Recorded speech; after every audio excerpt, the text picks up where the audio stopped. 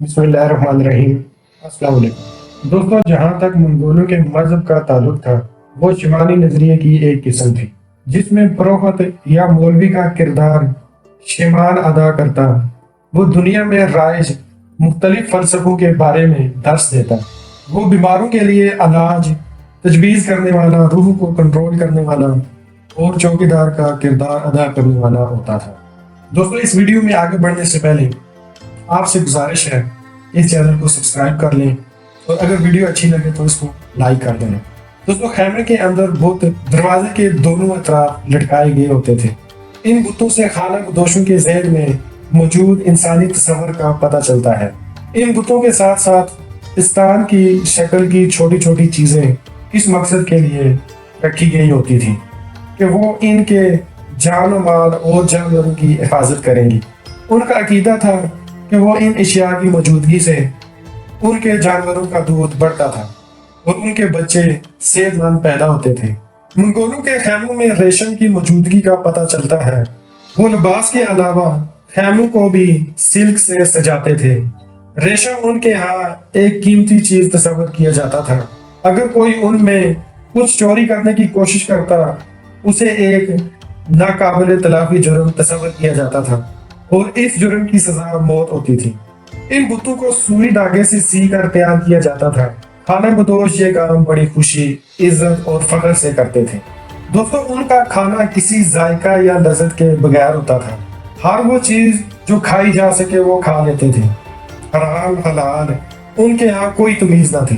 کتے کو بڑی رغبت سے کھاتے تھے، بھیڑیے کو کاٹ کر کھا جاتے تھے، لومڑیاں اور گھوڑے ان کے دسترخوان کی زینت تھے۔ جب کبھی کھانے کو کچھ نہ ہوتا تو انسانی گوشت بھی کھانے سے نہیں چوکتے تھے۔ انہیں جوئیں بھی کھاتے دیکھا گیا ہے۔ ان کا کہنا تھا، ہم ان کو اس لیے کھاتے ہیں کہ یہ ہمارے بیٹوں کا خون چوستی اور گوشت کھاتی ہے۔ انہیں چوہے بھی کھاتے دیکھا گیا۔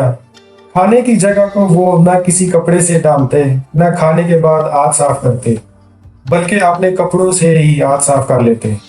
دلچسپ بات یہ ہے کہ ان کے پاس نہ گندم، نہ روٹی، نہ سبزی اور نہ کھانا پکانے کا تیل تھا تو صرف گوشت ہی تھا۔ گوشت بھی وہ مقدار میں اتنا کم کھاتے تھے کہ یہ مقدار ان کی پرمشقت زندگی سے مطابقت نہیں رکھتی تھی۔ کھاتے وقت ان کے ہاتھ گوشت سے جڑی چربی سے بھر جاتے تھے، جنہیں وہ چمڑے کے اپنے بوٹوں سے یا گھاس سے یا جو چیز سامنے آتی تھی اس سے صاف کر لیتے۔ دوستوں، منگولوں کی عادات پر بات کرتے ہوئے اگر ان کی تیار کردہ شراب کا ذکر نہ کیا جائے تو بات ادھوری رہ جائے گی۔ جیسا کہ پہلے ذکر ہو چکا ہے کہ وہ گھوڑیوں کے دودھ سے شراب بناتے تھے۔ پہلے گھونٹ پر وہ زبان پر چپتی تھی، جب گلے سے نیچے اترتی تو منہ میں باداموں کے دودھ کا سا ذائقہ محسوس ہو جاتا۔ ان کی بنائی یہ شراب نشہ آور اور پیشاب آور تھی۔ منگولوں کے ہاں ایک دوسری قسم کی شراب بھی تیار کی جاتی تھی جس کا نام کوموس تھا، اور یہ قبیلے کی اعلیٰ طبقے کے لیے تیار کی جاتی تھی اور انہی کے لیے مخصوص تھی۔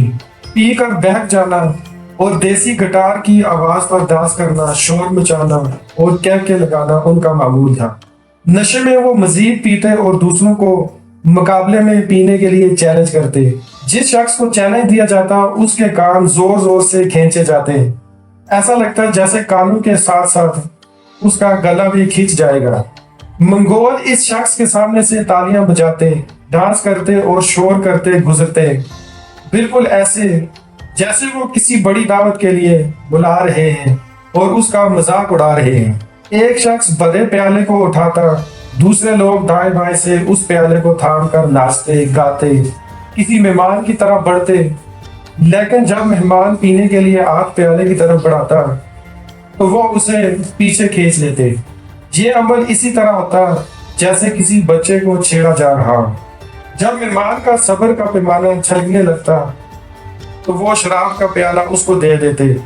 جو وہ پیتا جاتا سب میزبان تالیاں بجاتے۔ یہی عمل آج کے مغربی دنیا میں چند تبدیلیوں کے ساتھ دیکھا جا سکتا ہے۔ دوستوں، منگول عورتوں کی جسامت موٹی ہوتی تھی۔ جس عورت کی ناک موٹی ہوتی وہ خوبصورت تصور کی جاتی تھی۔ منگول عورتیں چہرے پر عجیب قسم کے رنگ پھیر لیتی تھی، بعض اوقات اس کاریگری میں اپنا چہرہ ہی بگاڑ لیتی۔ منگول مرد گھوڑوں کو غیر معمولی اہمیت دیتے تھے۔ وہ ایک دوسرے کے پیچھے بھاگ کر لطف اندوز ہوتے تھے لیکن اس شوق پر ان پر کوئی الزام نہیں لگایا جاتا تھا، کیونکہ وہ عورتوں کے ساتھ بستر میں جانے کے بجائے گھوڑے کی پیٹھ پر سواری کرنا پسند کرتے تھے۔ منگول عورت صرف امور خانہ داری تک محدود نہ تھی، بلکہ دودھ دھونا اور بھاری کام کرنا جیسے گھوڑا گاڑی چلانا، وہ مردوں کے ساتھ لڑائی میں بھرپور حصہ لیتی اور خیمے بھی گاڑتی تھی۔ منگول عورت کا لباس کچھ یوں تھا کہ اس کا اوپری حصہ وہ کپڑے سے کس کر باندھتی تھی، کیونکہ اس وقت تک عورتوں کے زیر جامہ لباس کا تصور ابھی سامنے نہیں آیا تھا۔ پاؤں میں چمڑے یا نمدے کا جوتا پہننا مقبول تھا۔ شدید سردی اور برف باری میں منگول عورتوں کا لباس جانوروں کی کھالوں سے بنایا ہوا پہنتی تھی۔ مرد بھی سارا سال اس لباس میں نظر آتے تھے۔ موسم گرما میں امیر منگول عورت ریشم، کاٹن اور سلک کا لباس استعمال کرتی تھی۔ کاٹن چین سے آتی تھی، جسے وہ سر کے اوپر سجاوٹ کے لیے استعمال کرتی تھی۔ دور حاضر کی طرح اہل چین قدیم زمانوں سے تجارت کے شعبے میں فعال نظر آتے ہیں۔ شادی بیاہ کے موقع پر بیویاں خریدی جاتی تھی۔ جن لڑکیوں کے دام زیادہ بڑھائے جاتے وہ بن بیوہ بیٹھی رہتی۔ باپ کے مرنے پر اس کا بیٹا باپ کی بیویوں پر اپنا حق سمجھتا اور ان تمام کو اپنی بیوی بنا لیتا۔ صرف اس کی سگی ماں اس سلوک سے مستثنا تھی۔ منگول عورت مزاجن، اکھڑ مزاج اور منہ پھٹ ہوتی تھی۔ دوستو، یہ وہ ماحول اور زمانہ تھا جس میں منگولیا کے چیف چنگیز خان نے آنکھ کھولی۔